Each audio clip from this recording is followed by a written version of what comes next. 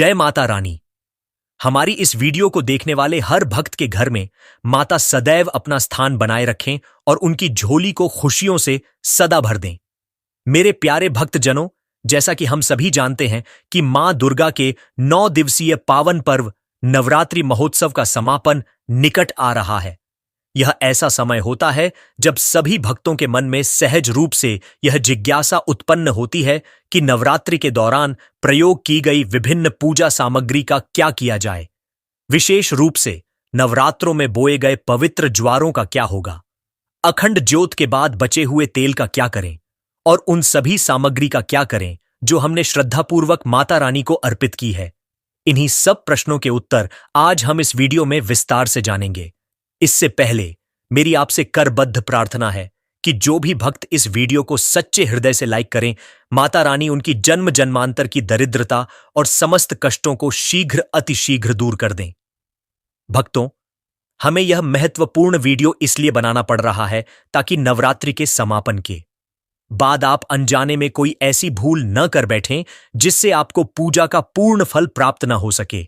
भक्तों, अक्सर देखा गया है कि नवरात्रि के पश्चात लोग चावल, ज्वारे, दीपक और अन्य सभी पूजन सामग्री को गलत तरीके से नदी में विसर्जित कर देते हैं, जिससे उन्हें 9 दिनों की पूजा का पूरा लाभ नहीं मिल पाता। इसीलिए हम आप सभी के लिए यह जरूरी जानकारी लेकर आए हैं। इस वीडियो को अंत तक और अत्यंत ध्यानपूर्वक देखिएगा, क्योंकि इसे देखने के बाद आपको पूर्ण रूप से स्पष्ट हो जाएगा कि किस पवित्र सामग्री का सही सदुपयोग कैसे करना चाहिए। देखिए, आप में से अधिकांश भक्त नवरात्रि में एक बड़ी गलती कर बैठते हैं। आप पूरे 9 दिन तक अथाह श्रद्धा और भक्ति से माता रानी की पूजा अर्चना करते हैं, लेकिन पूजा के बाद जो पवित्र चावल होते हैं, जो माता को अर्पित किया गया श्रृंगार का सामान होता है, जो हवन की जली हुई भस्म होती है और जो देवी सिक्के होते हैं, आप उन्हें सीधे नदी में विसर्जित कर देते हैं। भक्तों, यही सबसे बड़ी भूल और मूर्खता है। दोस्तों, इस वीडियो में हम आपको इन सभी विषयों पर विस्तृत और सटीक जानकारी उपलब्ध करा रहे हैं। हमारे चैनल का उद्देश्य जन कल्याण करना है, क्योंकि बहुत से भक्त शारदीय नवरात्रि में पूरे 9 दिनों तक माता की खूब आराधना करते हैं, पर फिर भी उन्हें पूजा का अपेक्षित फल प्राप्त नहीं होता। इसका कारण यही है कि वे समापन के समय एक बड़ी चूक कर जाते हैं। माता रानी स्वयं उन्हें प्रसाद और फल के रूप में ये दिव्य वस्तुएं प्रदान करती हैं, लेकिन भक्त उनका सदुपयोग न करके उन्हें व्यर्थ समझकर फेंक देते हैं। तो दोस्तों, आज की यह ज्ञानवर्धक वीडियो प्रारंभ करते हैं। कृपया ध्यान से समझें कि नवरात्रि के समापन पर आप कौन सी ऐसी गलतियां करते हैं जिनसे आप अनजाने में स्वयं को धनहीन या निर्धनता की ओर धकेल देते हैं। जैसा कि शास्त्रों में वर्णित है, अधिकतर लोग माता रानी को अर्पित किए गए चावलों को, यहां हम उन चावलों की बात कर रहे हैं जो विशेष रूप से माता की क्षमा याचना के समय या पूजा में चढ़ाए जाते हैं, न कि घर में रखे सामान्य चावलों की। और जो देवी माता को सिक्के चढ़ाए जाते हैं, उन्हें नदी में बहा देते हैं। आपने 9 दिनों तक माता रानी की उपासना की और माता ने आपको प्रसाद स्वरूप ये दिव्य चावल और सिक्के प्रदान किए और आपने उन्हें नदी में बहा दिया। भक्तों, यह एक बहुत बड़ी भूल है, क्योंकि इस प्रकार आप 9 दिनों की अपनी समस्त तपस्या और उसके फल को सीधे नदी में बहा देते हैं। दोस्तों, हमें ऐसा बिल्कुल भी करना नहीं चाहिए। नवरात्रि में माता रानी को अर्पित किए गए ये बचे हुए पवित्र चावल, जिन्हें मंत्रों से सिद्ध किया गया है, इन्हें आप अपने अन्न भंडार में रखें। अन्न भंडार का अर्थ है कि आप इन्हें अपने घर के उस स्थान पर रखें जहां आप चावल या अन्य अनाज संग्रहित करते हैं। जैसे कि आप अपने नियमित भोजन के लिए पकाए जाने वाले चावलों में से कुछ दाने इन सिद्ध चावलों के मिलाकर पका सकते हैं। इसके अतिरिक्त कुछ दाने अपने धन स्थान जैसे तिजोरी या गुल्लक में भी रखें। अब इन पवित्र चावलों के लाभों को सुनिए। चूंकि ये चावल माता रानी को चढ़ाए गए हैं और 9 दिनों तक माता दुर्गा स्वयं साक्षात रूप में वहां विराजित रहती हैं, इसलिए ये चावल जागृत अवस्था में आ जाते हैं और मंत्रों से सिद्ध हो जाते हैं। यदि भक्तों, आप इन जागृत चावलों का सेवन करते हैं तो आपके शरीर में एक अद्वितीय सकारात्मक ऊर्जा का संचार होगा। यह ऊर्जा आपकी समस्त शारीरिक बीमारियों, कष्टों और पीड़ाओं को दूर करने में सहायक होगी। दोस्तों, जब भी आप अपने घर में भोजन पकाएं तो उसमें 1 या 2 दाने इन सिद्ध चावलों के अवश्य मिला दें। इन चावलों के माध्यम से आपको माता रानी की साक्षात कृपा प्राप्त होती है। माता रानी की इस कृपा से आपके शरीर में एक ऐसी दिव्य ऊर्जा उत्पन्न होती है जिसकी शक्ति से आप अपने समस्त कार्यों को सफलतापूर्वक पूर्ण कर सकते हैं और अपने स्वास्थ्य को भी बेहतर बना सकते हैं। जहां भी आप हाथ रखेंगे, सफलता आपके कदम चूमेगी। और भक्तों, आपको एक और अद्भुत बात बता दें कि इन चावलों का थोड़ा सा भी सेवन करने पर आपका पेट भर जाता है, अर्थात इनसे शीघ्र तृप्ति मिलती है और आपके घर में कभी भी अन्न की कमी नहीं रहेगी। अन्नपूर्णा का आशीर्वाद सदैव बना रहेगा। इसी प्रकार नवरात्रि के पवित्र ज्वारे जो आपने बोए थे, वे अब हरे भरे होकर माता रानी के आशीर्वाद से परिपूर्ण हैं। इन ज्वारों को भी नदी में बहाने की बजाय आप इन्हें सावधानी पूर्वक निकालकर सुखा लें। सूखे हुए इन पवित्र ज्वारों को आप अपने धन स्थान में रखें, जैसे कि अपनी तिजोरी में, गुल्लक में या अपने पर्स, बटुए में भी रख सकते हैं। ये ज्वारे आपके घर में धन धान्य की वृद्धि करते हैं और सकारात्मक ऊर्जा का संचार करते हैं। ये एक प्रकार से माता रानी के हरे भरे आशीर्वाद का प्रतीक है जो आपके जीवन में खुशहाली और समृद्धि लाते हैं।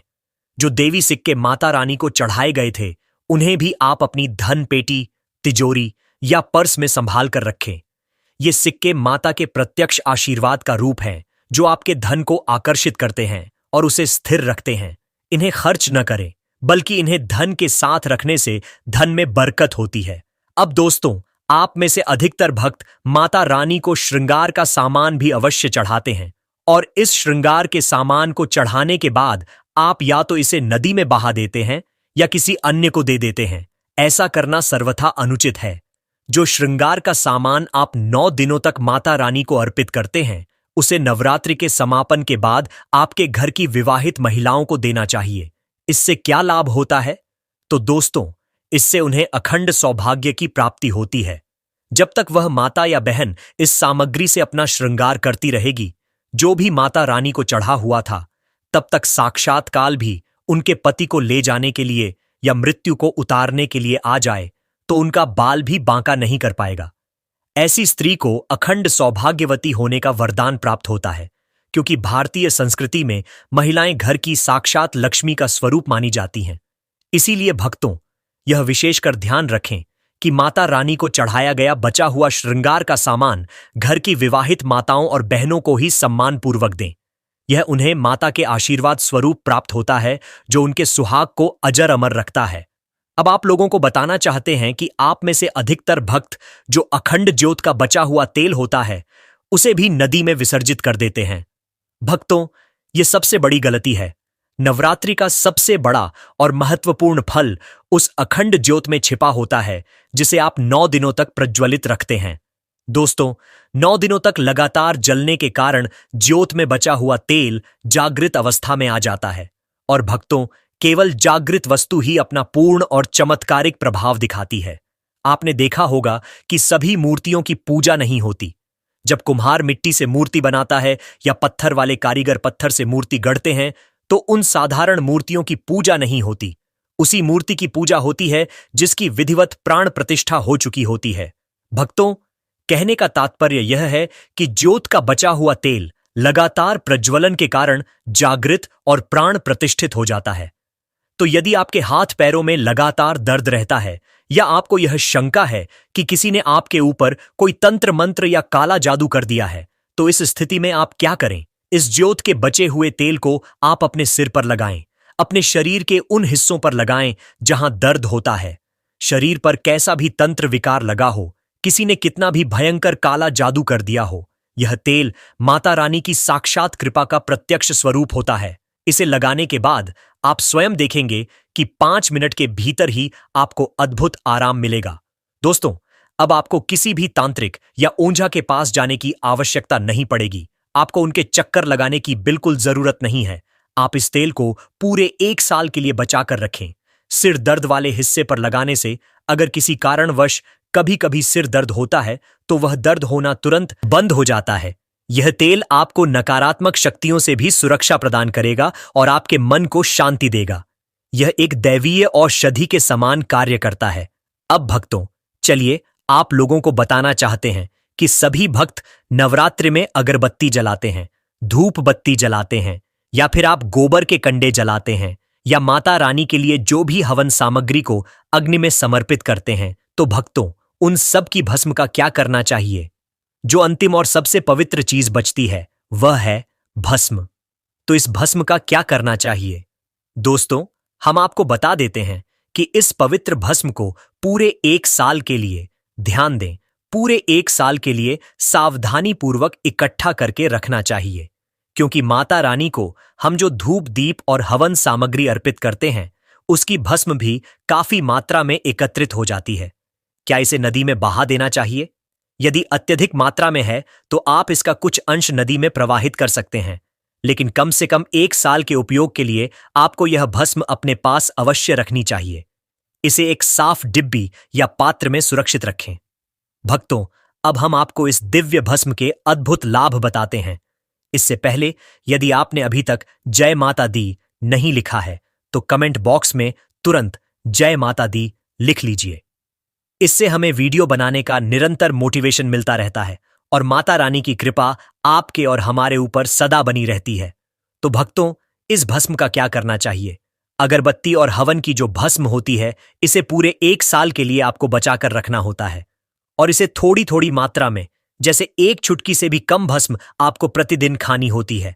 यदि आप चाहते हैं कि आपकी आध्यात्मिक उन्नति हो, आपकी मानसिक और आत्मिक प्रगति हो, आपकी अंतरात्मा जागृत हो, तो इसे थोड़ी थोड़ी मात्रा में सेवन करना शुरू कर दीजिए। यह भस्म आपकी सोचने समझने की क्षमता को इतना अधिक शक्तिशाली बना देगी कि आपके आसपास के लोग जितना सोच पाते हैं उससे हजारों गुना अधिक आपकी सोच का दायरा बढ़ जाएगा। आपकी बुद्धि तीव्र होगी और निर्णय लेने की क्षमता में अद्भुत सुधार आएगा, जिससे आप जीवन के हर क्षेत्र में सफल होंगे। भक्तों, आप जिस भी कार्य को करने के लिए जाएंगे उस कार्य में आपको सुनिश्चित रूप से सफलता और तरक्की मिलना शुरू हो जाएगी। आपका आत्मविश्वास बढ़ेगा और आप हर चुनौती का सामना दृढ़ता से कर पाएंगे। और भक्तों, एक और विशेष बात, छोटे बच्चों को नजर बहुत जल्दी लग जाती है, तो जो भस्म आपने माता रानी के लिए 9 दिनों तक जलाकर रखी है, उस पवित्र भस्म का थोड़ा सा उनके मस्तक पर लगाएं। यदि बच्चे को अचानक पेट में दर्द हो रहा है या शरीर के किसी हिस्से में पीड़ा है, तो उस हिस्से पर आप इस भस्म को अच्छी तरीके से रगड़ दीजिए या लगा दीजिए। पेट में यदि कोई प्रेत बाधा या नकारात्मक ऊर्जा लगी हो तो वह प्रेत भस्म हो जाएगा और बाहर निकल जाएगा। सिर दर्द हो रहा है, सिर में लगा दीजिए। कहने का मतलब है कि यह पवित्र भस्म आपके हर प्रकार के दुख, तकलीफों, बाधाओं और नकारात्मक प्रभावों को दूर करने का कार्य करती है। यह एक सुरक्षा कवच के समान है। यदि दोस्तों, आप प्रतिदिन इस भस्म का तिलक लगाते हैं तो फिर यह अति उत्तम है। यह आपके लिए सोने पर सुहागा होगा। आपके और आपके बच्चे की पढ़ने लिखने की क्षमता काफी बढ़ जाएगी, एकाग्रता में वृद्धि होगी और याददाश्त मजबूत होगी। आप जहां भी जाएंगे आपको आध्यात्मिक उन्नति मिलेगी। जब यह पवित्र भस्म आपके सिर पर लगी रहेगी तो कोई भी शत्रु आपका बाल बांका नहीं कर पाएगा। आपको हर बुराई से सुरक्षा मिलेगी। अब दोस्तों, बात करते हैं जौ की। आखिर इन पवित्र जौ का क्या करना चाहिए? आप में से अधिकतर लोग या तो इन्हें नदी में बहा देते हैं या फिर इन्हें धन स्थान पर रख देते हैं, लेकिन उन्हें इसका अपेक्षित फायदा नहीं मिलता। दोस्तों, जौ की खासियत यह है कि यह हमेशा जागृत अवस्था में रहते हैं। कृपया ध्यान से सुनिएगा। इन पवित्र जौ को आपको अपनी बाजू पर पहनना चाहिए, एक बाजूबंद की तरह, क्योंकि यह कोई साधारण वस्तु नहीं है। यह साक्षात मां दुर्गा का आशीर्वाद होता है। यह साक्षात मां दुर्गा की कृपा और उनका प्रसाद होता है। 9 दिनों तक इसके सामने अखंड ज्योत जलने के कारण इसमें प्राण आ जाते हैं। इसमें दैवीय शक्ति का संचार हो जाता है। इसलिए इसे पहनने के बाद कई प्रकार के अद्भुत फायदे मिलते हैं। यदि आप इस प्रकार के लाभ प्राप्त करना चाहते हैं तो यह अवश्य धारण करें। इसे धारण करने के बाद जो प्रमुख फायदे होते हैं वह हम आपको बताते हैं। पहला और सबसे महत्वपूर्ण फायदा यह है कि यह आपको अकाल मृत्यु और दुर्घटना से बचाता है। यदि कोई भी व्यक्ति इन पवित्र जौ को अपनी बाजू में धारण करता है तो ऐसे व्यक्ति की कभी भी दुर्घटना नहीं होती, ऐसे व्यक्ति की कभी भी अकाल मृत्यु नहीं होती है। क्योंकि दोस्तों, ऐसे व्यक्ति के साथ साक्षात मां दुर्गा की शक्तियां चलती हैं उनका सुरक्षा कवच सदैव उनके साथ रहता है। उन्हें कोई शक्ति हानि नहीं पहुंचा सकती। यह आपको हर प्रकार के बाहरी खतरों से सुरक्षित रखता है, चाहे वह शारीरिक हो या किसी नकारात्मक ऊर्जा से संबंधित हो। यह जौ आपके जीवन को दीर्घायु और सुरक्षित बनाता है। तो दोस्तों, यह वीडियो देखने के बाद आप समझ ही गए होंगे कि इन पवित्र सामग्रियों, यदि यह जानकारी आपको अच्छी लगी हो तो इस वीडियो को लाइक अवश्य करना और जन कल्याण के लिए इस वीडियो को अधिक से अधिक लोगों तक जरूर शेयर करना। इस वीडियो को देखकर बहुत से लोगों का भला हो सकता है और वे अपनी पूजा का पूर्ण फल प्राप्त कर सकते हैं। और सच्चे हृदय से कमेंट बॉक्स में जय माता दी जरूर लिखें।